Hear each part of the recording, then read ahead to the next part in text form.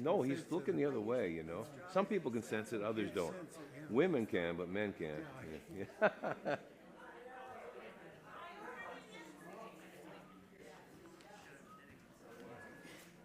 Is that your only one? That's the only one I have. I had two here, but one disappeared already. Do you want me to wait? No, you take it. Are you sure? Oh, yeah. Oh, yeah.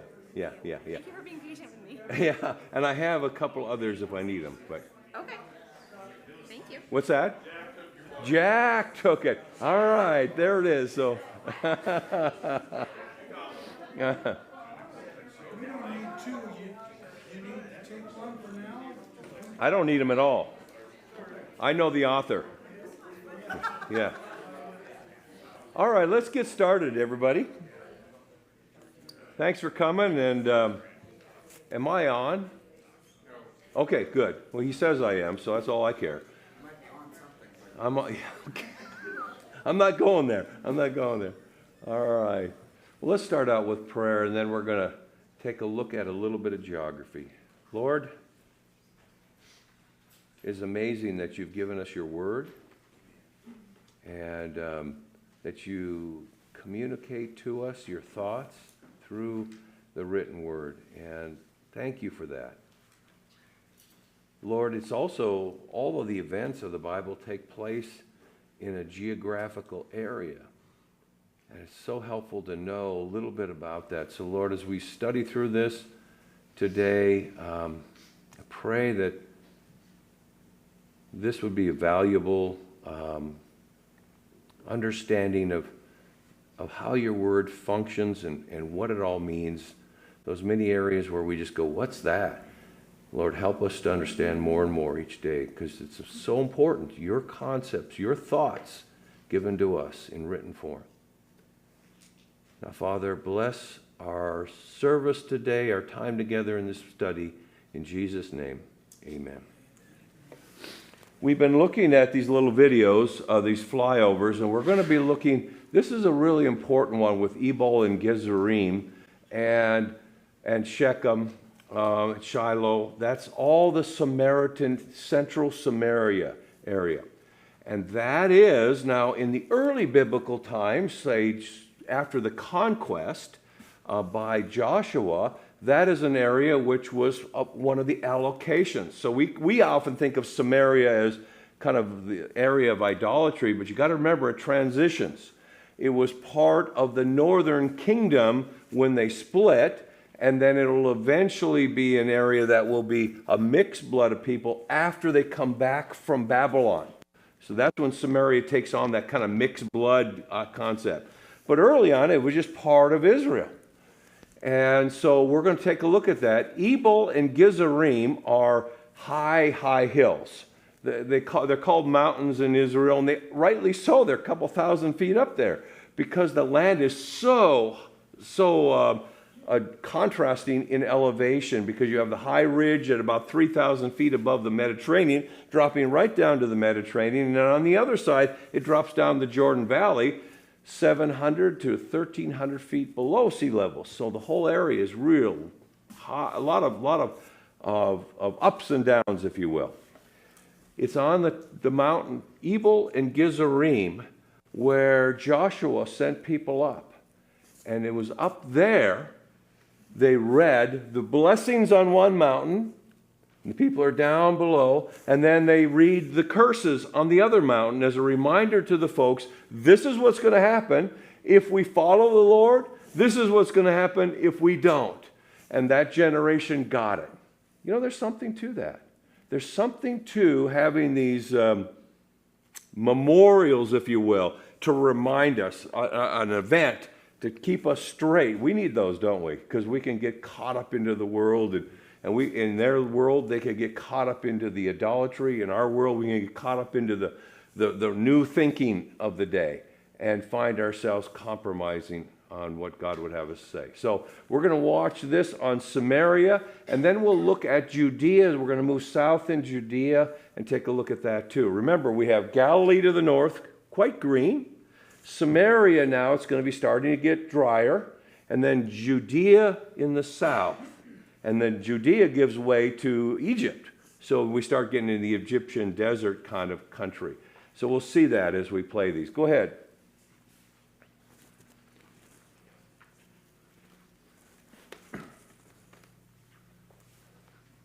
The helicopter circles the summit of Mount Ebal that was in the western territory given to the tribe of Manasseh. This mountain, over 2,600 feet above sea level, was in the divided kingdom of Israel, and in Jesus' day, the region called Samaria. The Old Testament reports that Joshua built an altar somewhere on this mountain to commemorate Israel's entrance into the land. As the helicopter turns, a large valley and city south of the mountain come into view. To the left, the valley leads down into the Jordan Valley. Mount Gerizim is the hill seen on the other side of the valley. On the slopes of Mount Gerizim are the outskirts of the city of Nablus that occupies the valley floor.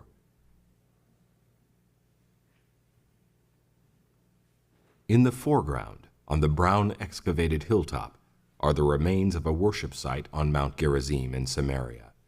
This place is referred to by the woman at the well, where Jesus announced his messiahship in the 4th chapter of John. Coming into view on the upper right is a large valley, and across the valley to the north is Mount Ebal. In between these two high hills is the modern city of Nablus, built near and over the ruins of ancient Shechem and Sychar. It was here that God promised Abraham, "To your descendants I will give this land." Here, the camera takes a closer look at the excavations on the summit of Mount Gerizim. Mount Ebal is in the distance. As the helicopter circles, the ruins of an octagonal Byzantine church constructed over the earlier Samaritan temple of Jesus' day is seen. Jacob sojourned in the vicinity of Shechem, and Joseph was buried there. After the Israelites entered Canaan, they came here to read the blessings and curses from the slopes of Mount Gerizim and Mount Ebal. Along the ridge, adjacent to the ruins, is a modern Samaritan village, whose residents retain many of the traditions of their biblical ancestors. This area of Mount Gerizim, Mount Ebal, and the city in between, Shechem, has played an important role throughout the Bible, from the time of Abraham in the Old Testament through Jesus' announcement of his coming in the New.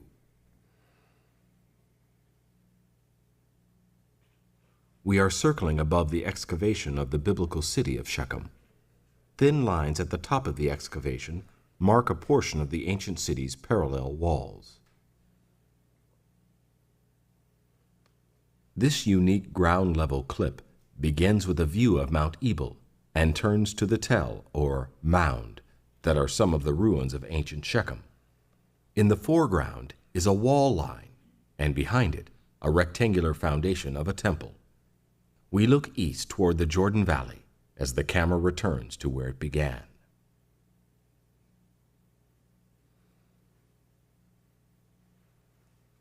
This small 7.5-acre hill on which the square tower stands is in the territory given to the tribe of Ephraim. It is the location of biblical Shiloh. The Bible records that under Joshua's leadership, the tabernacle was set up at Shiloh. Here the land was divided among the tribes and the Levitical cities distributed. During the period of the Judges, the young boy Samuel was brought to Shiloh by his mother to be raised under the priest Eli. It was from here that the Ark of the Covenant was taken to the battlefield at Aphek, only to be captured by the Philistines in one of Israel's darkest hours. The helicopter flies close to the north end of the tell, or mound, that was the ancient site of Shiloh. Danish and Israeli archaeologists have excavated significant portions of the site and determined it was occupied during most of the Old Testament period. The flat area on the shoulder of the hill over which the helicopter is flying approximates the size of the tabernacle, which the Bible says was placed somewhere in Shiloh after the Israelites entered the land. Surrounding Shiloh are the rugged limestone hills of central Samaria, and the road seen winding through the valley follows the ancient route that ran from Jerusalem to Shechem. Okay, let's stop there for just a second. Go ahead and get the other one queued up, if you like. So we have to think about that area of that central area, Samaria, in two ways. One is it was just a center part of Israel. So when Joshua was there, it was just part of the area that they're dividing up. Manasseh and Ephraim had their portions of it, and then south would be Judah, and it was just part of Israel. Now, what's interesting is that area then will be part of the northern kingdom that never has a good king. Remember that? And the reason why it was part of the northern king, or why they never had a good king, was during that time when Jeroboam took over the northern kingdom and they rebelled against Rehoboam. That Rehoboam was the son of who? Solomon. Okay, see how when splits. He didn't want his people going up to Jerusalem to worship. So he set up worship centers there to other gods to keep them from going to Jerusalem, and that's why they became just an idolatrous country, and they eventually get taken off into exile to what country? Nope, it's not Babylon. Assyria. So the Assyrians come first in the 700s BC. I think you said it was 724, 20, something like that. I always just remember hundreds because that's as big as my mind can handle. I never did well in history with those numbers. But I can get you close. So 700s is when they go. 180 years later, the southern kingdom of Judah goes to where? Babylon. That's when they go to Babylon. They're not far apart, actually, geographically. Okay, so then we're going to go into Judea.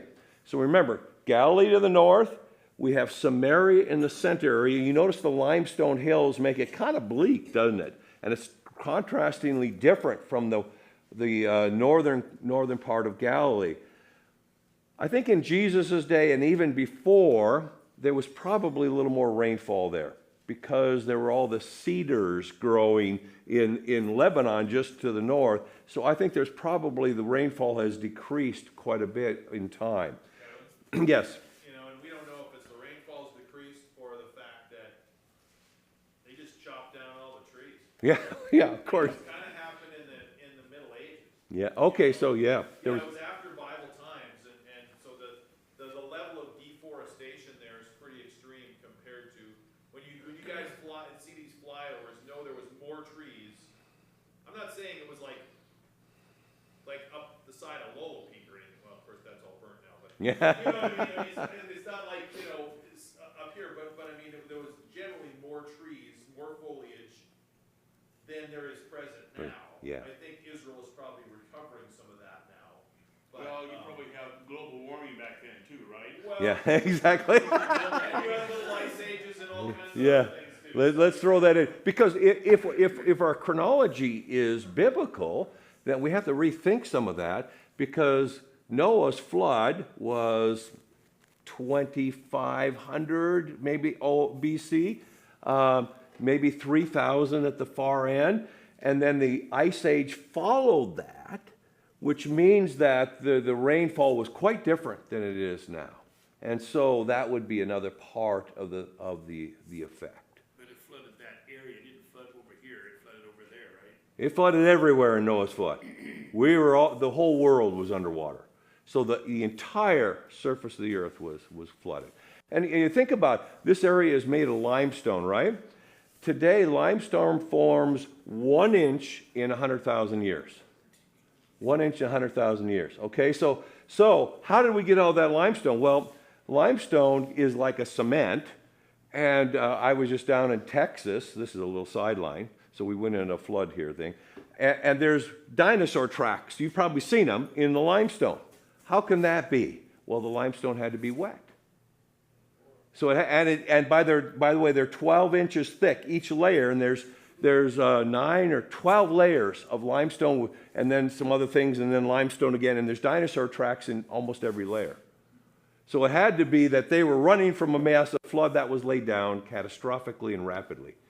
And that's pretty strong evidence of a big flood. So, all right, all that to say is now as we move south now, it's going to get drier and drier in our day and probably in those days as well. Probably not as dry. So we're going to now move south into Judea. That's the southern kingdom. And this is where Bethlehem is and Jerusalem. When you're in Bethlehem, you can see Jerusalem. It's 5 miles away. You can see the city of Jerusalem. So you just know it's just farther south. And then south of that is Hebron. And so we'll look at these three.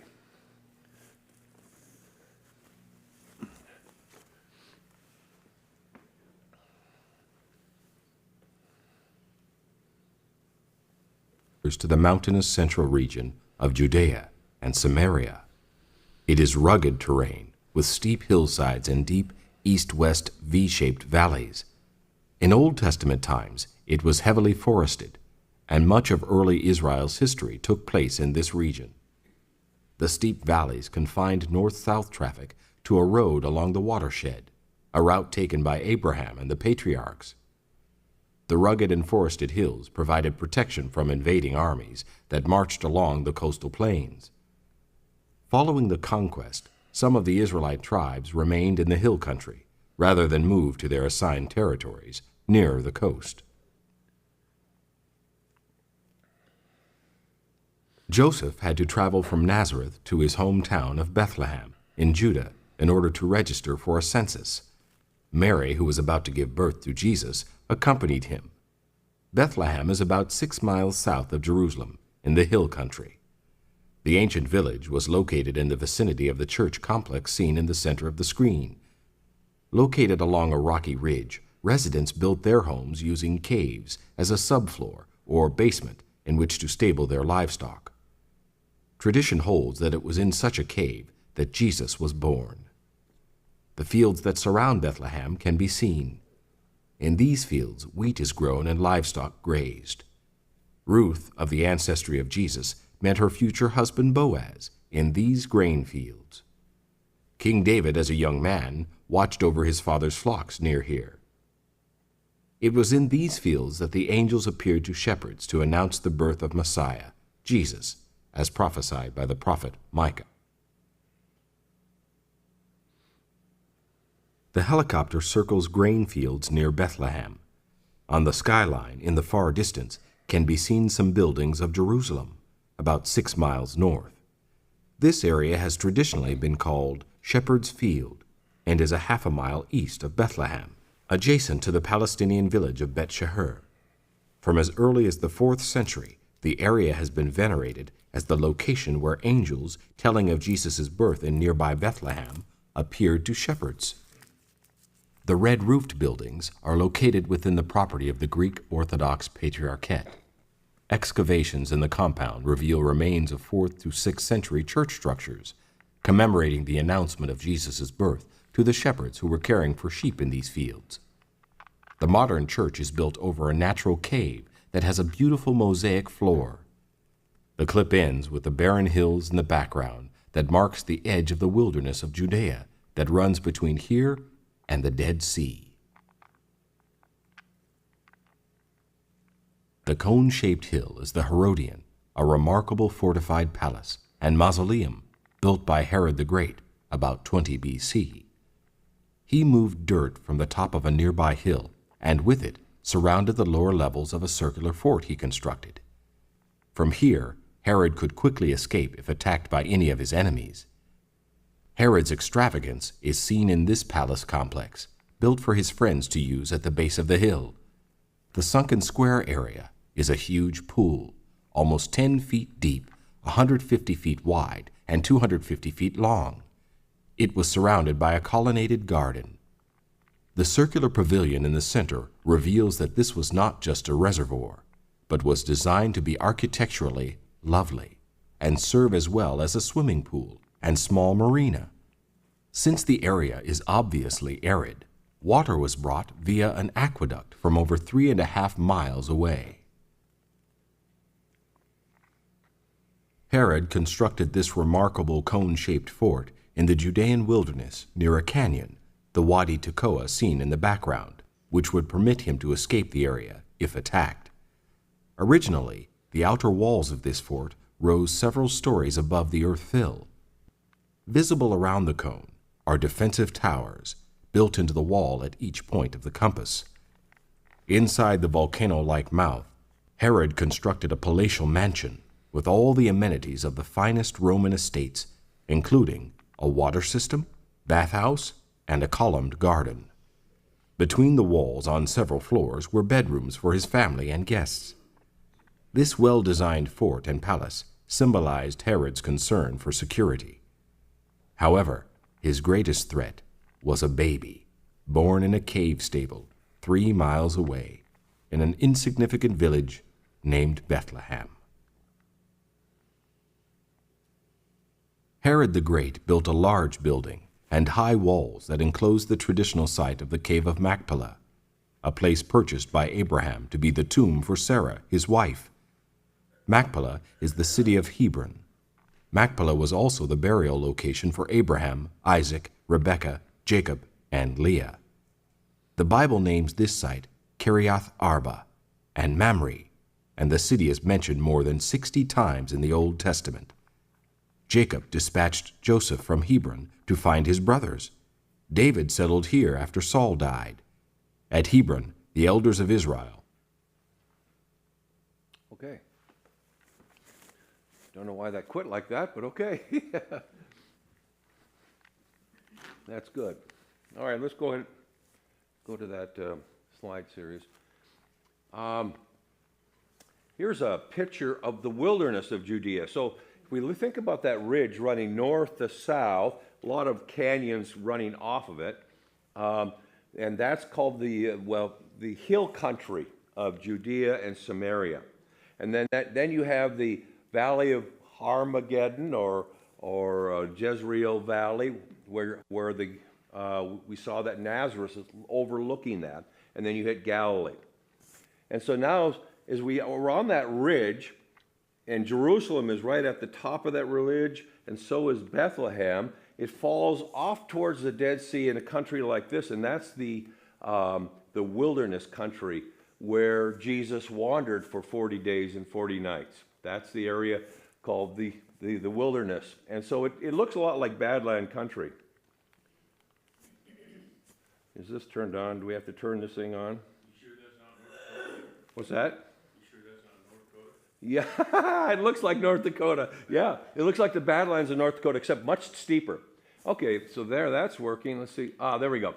All right, as you go farther south from Hebron, so you come down the ridge, and you have Jerusalem, then you have Bethlehem, and then quite a ways farther south you have Hebron, and then you hit the Negev, and that I call North Dakota.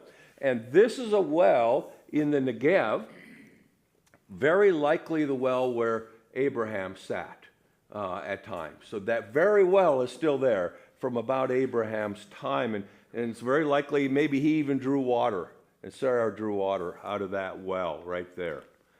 Good go country now, and that's all you really get there is goats. Not much else can live out on that except camels, and of course smiling camels. They're always cute little animals. And you wonder about where they get water. And what they did, very obviously humans learn how to adapt to their environment. They would build these cisterns in the limestone and then have walks down into the cisterns as the water lowers. And in the spring rains, they would divert the water, the wadis or the rivers, into there to fill them up. And then that would be their water for the year. I imagine it would rather gross towards the end of the year, but that's what they drank, and so their bodies got used to it.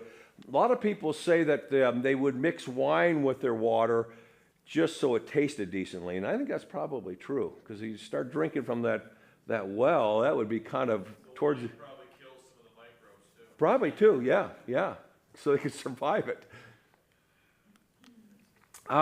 Okay, so we look at the books of the Bible. These books are of what type of literature? What are they? History. So they're written in story form. We would call it historical narrative, right? Historical narrative. They're story form books. Now, so when you interpret story literature, how do you interpret that to our day? Have you ever thought about that? Well, first off, the story is a story, right? Now, when I want to use that word narrative more than story, because when we hear story, what do we think of? Fiction. It's not fiction, it's historical.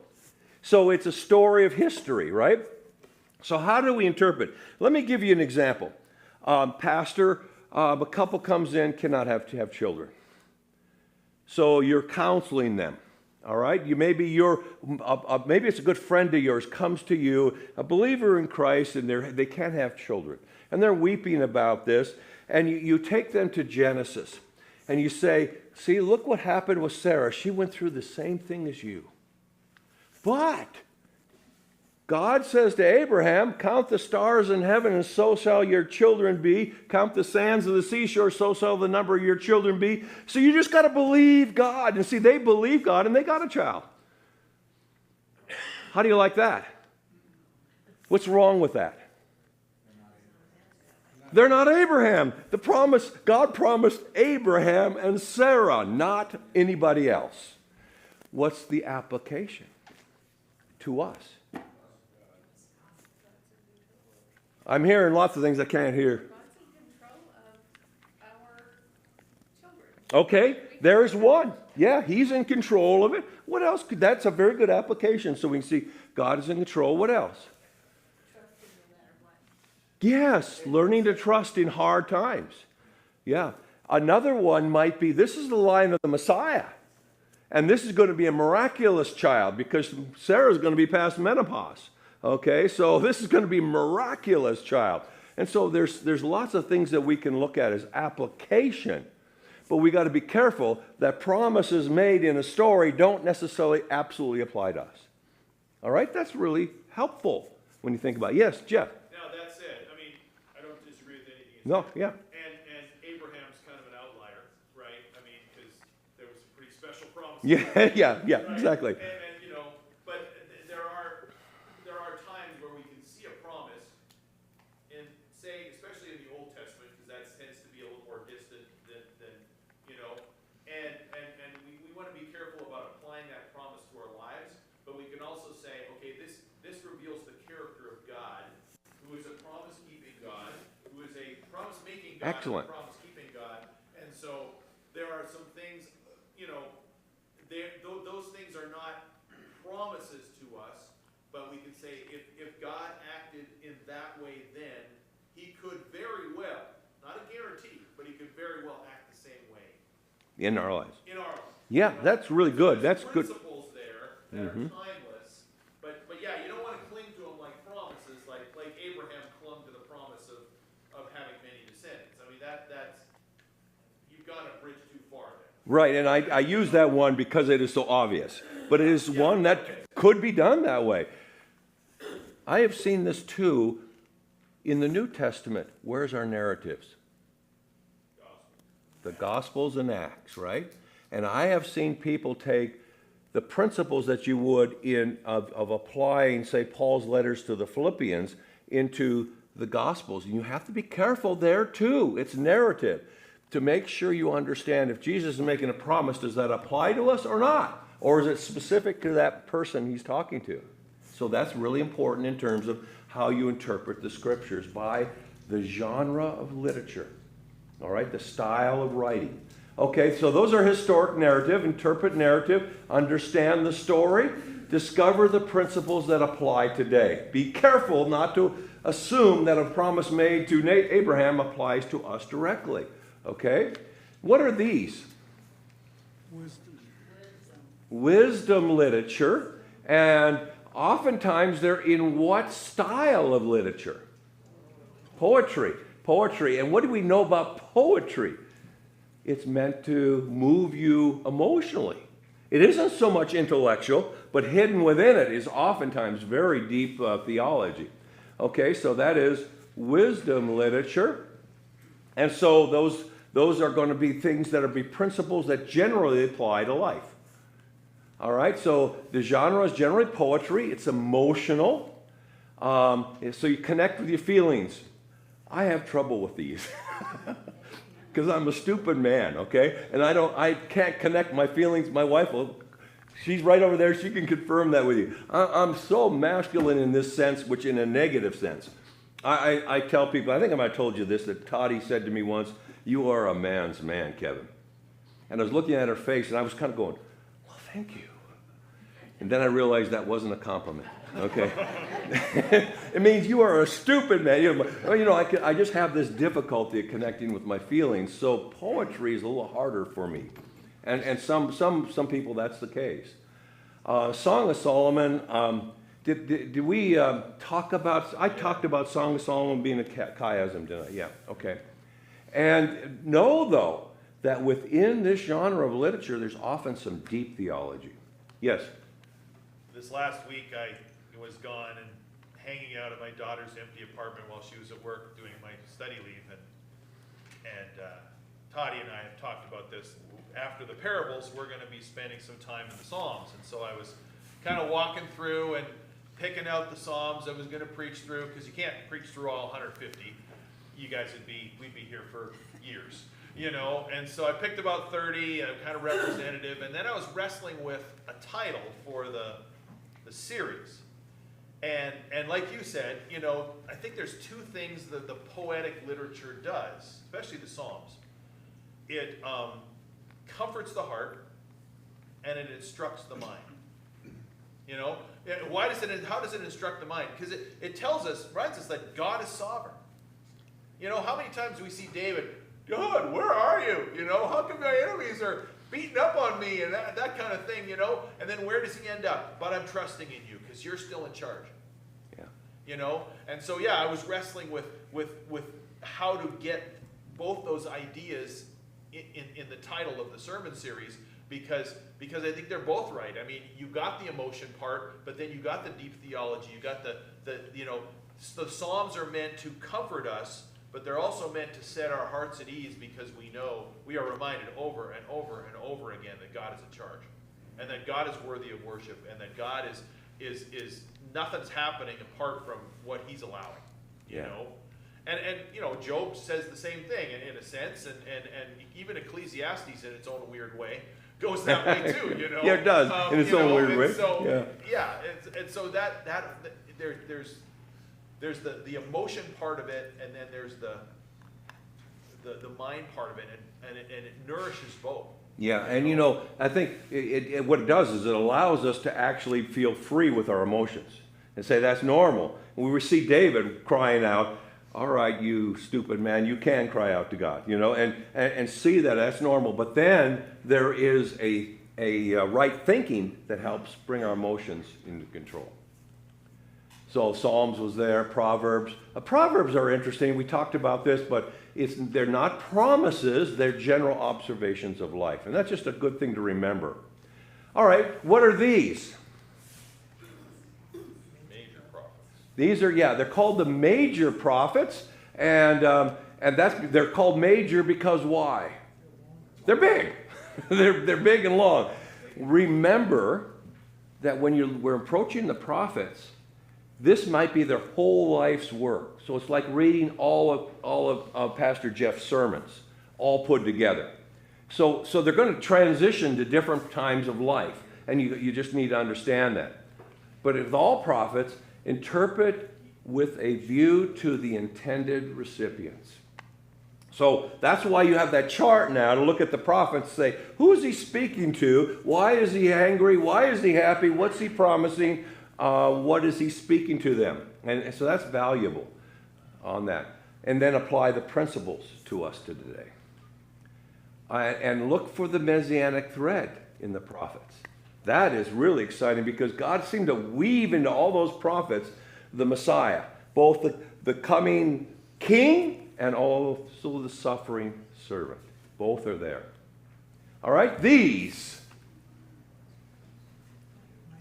minor prophets, again, they're not minor in terms of value, just that they're fairly short. One of them is only what chapter long, and so they're fairly short. So those are the minor prophets. All right, I think we have time for this. So we looked at the messianic thread. Was it last time, I believe? We looked at the messianic thread, the crimson or scarlet red thread that went through looking towards the suffering servant. And we know that, from the backside, and that's like if you just take one book of the Bible. It looks like that in terms of the Messianic prophecy. It doesn't make that much sense. But then as you've seen it fulfilled and you start to look at it from a distance, you start to see how they all fit together. And then you flip it over, and that's what it produces. So we looked at, again, last time that crimson or red thread of the coming suffering servant that starts with sin. God promised a Messiah, son of the woman, to come who will crush Satan's head. But he's going to have to suffer too, because Satan's going to strike him. And so we see the cross being pictured there. And so that's the son of the woman promise in Genesis. And so let's see. Okay, yeah, so in Genesis 12:3, Abraham has promised that this son will bless all the nations, right? And so that comes when Jesus dies on the cross for all people. But it also has the aspect of the coming king. That would be the purple or the kingly line, the kingly picture of fulfillment of that. So God will raise up another prophet, and that includes both sides of that, both the kingly side and the suffering servant side. With the kinsman redeemer, we are on the red thread, aren't we? That's coming to one who's going to redeem us, who's from us, one of us, and that's Ruth. In Samuel, we see he's going to be the son of David. That fits both the suffering servant and the coming king, but especially the coming king. Psalm of the cross, specifically to the suffering servant side of the Messiah. It's going to be born in Bethlehem. In Daniel chapter 9, he will make an end to sin. And remember, Daniel chapter 9 gives us the day when he'll come into Jerusalem on the donkey. It gives us the day. That's an astonishing one. And so that is dealing with the red line. But Daniel 2 says he will set up a worldwide kingdom at the end. And so there's a gap of the church in there, but he's going to set up a worldwide kingdom. Daniel 7 says the Son of Man is the king. All right, so this tells us about who he is.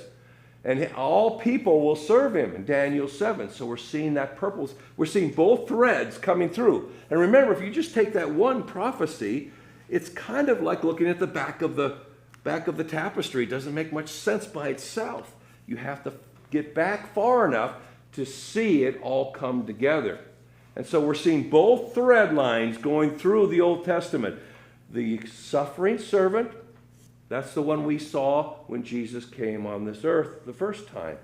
The purple line is the coming king, and that one's coming yet. That's yet to be seen, and that's coming fairly soon, I suspect. All people will serve him. Daniel 9 says, before the kingdom, there'll be a 7-year time that we call the tribulation period. Daniel called it the time of Jacob's trouble. Jacob is Israel. It's Israel's. It's a Jewish time.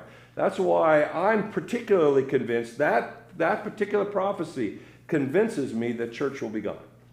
Amen. That's that one that convinces me. Others have different views, and I've looked at them all. But that's what drove me to say that no, the church will go on. The rapture comes first. Zechariah 9, king will come on a donkey. That is humble. You see that? So that is clearly speaking of the red line, the crimson line. Also, we see in Zechariah 30 pieces of silver. We know how that applies today. But if you were in Zechariah's time, you wouldn't see what that is. You wouldn't have a clue. But we have the advantage now, looking back at it, to be able to flip the tapestry over and see how it all wove together. We can see it better now. And I love this. When Toddy and I were in Israel in 2008, and their Messiah is here. It was on the back of a bus, and it was advertisements all over. Of course, he isn't the Messiah, but they're still looking for him. They're still looking for him. They know it's coming. They feel, the Jewish people do. There's a picture of him on the back of somebody's bus. And so Zechariah tells us they're right. He's coming, but there's going to be, Yahweh will be the king in the tribulation and the war in Jerusalem. And remember, the staging place for the war is Armageddon, but the battle is for Jerusalem. Battle is for Jerusalem. See, now, here's an interesting thing, is I put this up there to remind myself, is that when America was in the early 1900s, people of the amillennial view, that means they believe there isn't a millennium coming, there isn't going to be a kingdom on earth that will occur. Because if you believe that, you would have to believe that Israel would be back in the land. And of course that is silly, because the Palestinians live there and Israel's not going to live there. And then comes along Hitler. And 1948, I believe, was the year in which Israel became a nation. But Jerusalem was not under their control. That was Palestinian. And it wasn't until the 1967 Six-Day War that Jerusalem finally comes under control. You see, I think you can see it. Oops, that's the wrong button. This one is. You can see that this is the old city. This was all Jordanian controlled part of the city, including the Temple Mount and everything. And it was the 1967 war where they came in, a number of nations came to destroy Israel. A number of nations, so all their neighbors basically ganged together. And in the end of it, they regained Jerusalem. All of a sudden now, Jerusalem, including the Temple Mount, is under Jewish control. Nobody expected that 50 years ago, 100 years ago. 100 years ago, they laughed at people who believed in the premillennial view. Six-Day War, of course, all these different countries came here. We'll skip all of that. All right. Well, Yahweh, in Zechariah, Yahweh will set his feet on the Mount of Olives. Notice that it's the Lord, Yahweh, who will set his feet on the Mount of Olives, and the Mount of Olives will split. And then a river will pop out and flow to the Dead Sea and turn it into fresh water for a time. And so that whole area is going to start to flood. And so that is in the 1,000-year reign. That's the Messianic thread. And so that's the Messianic thread. And it continues on into the New Testament. You see, if we look at these threads now, we have these two threads. The whole New Testament primarily is the fulfillment of the which thread? The red thread, right? Except for the prophetic sections that haven't been fulfilled, and that's the purple. All right? So the Gospels is really the story of the fulfillment of the red thread. That's how it all fits. The Old Testament is telling us all about it, but we just have the back of the tapestry. And then the New Testament comes and flips it over and shows us how all those threads were there from the very beginning. And so in Acts, now, it ends now with Jesus going up into heaven, right? He's going to leave. He's on the Mount of Olives where he's going to come back and touch down and split it. He's on the Mount of Olives just across the valley, the Kidron Valley. There is the temple. He's up on the Mount of Olives, and his disciples say to him, so when they had come together, they asked him, Lord, will you at this time restore the kingdom to Israel? No, that's coming up.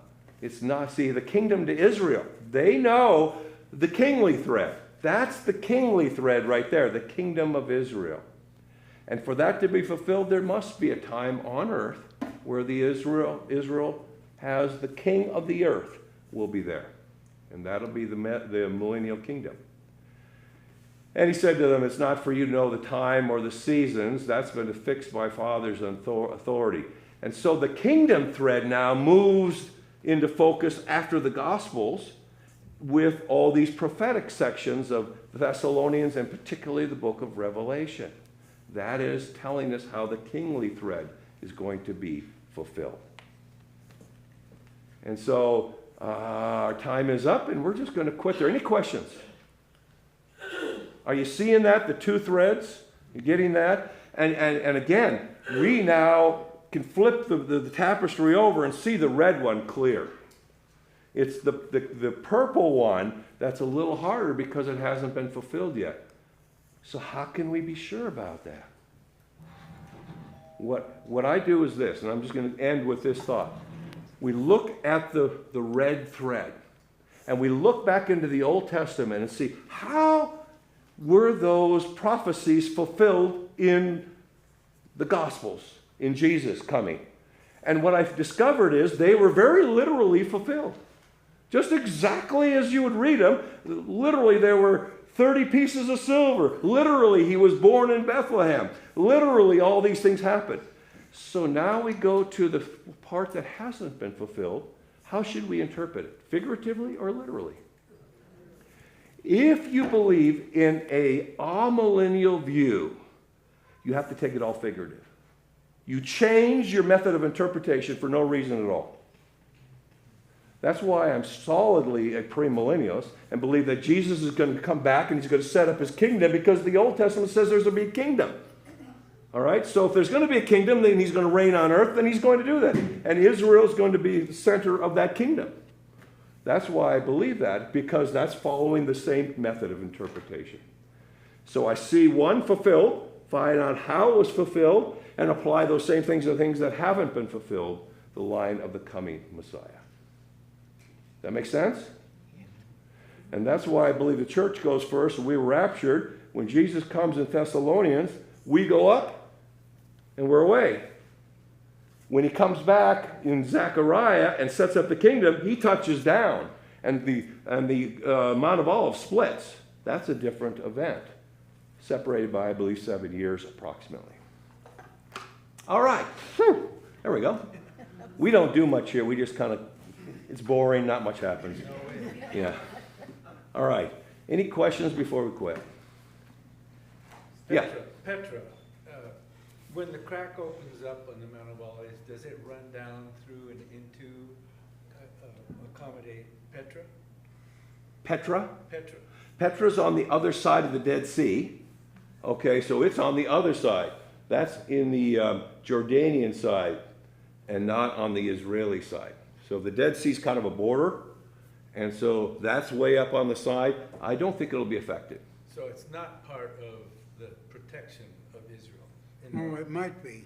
Well, it might be then, but not now. Yeah, okay. Yeah, so that whole area, I mean, then it's going to be much bigger. The kingdom's going to be much bigger. It's going to go all the way up to the Euphrates River. So Syria, most of Syria will be part of Christ's kingdom. Any other questions? Good question, by the way. Good questions. Any others? That usually means one of two things. You ready for coffee? Or you're going, oh, that was a lot. Either way. Let's close with prayer. Dear Lord, I thank you for your word. And I know we've blasted through things, but that's what an overview is just to give people a little bit of a look at how the Bible fits together. Thank you that Lolo is teaching your word and teaching it strong and correct according to good rules of interpretation.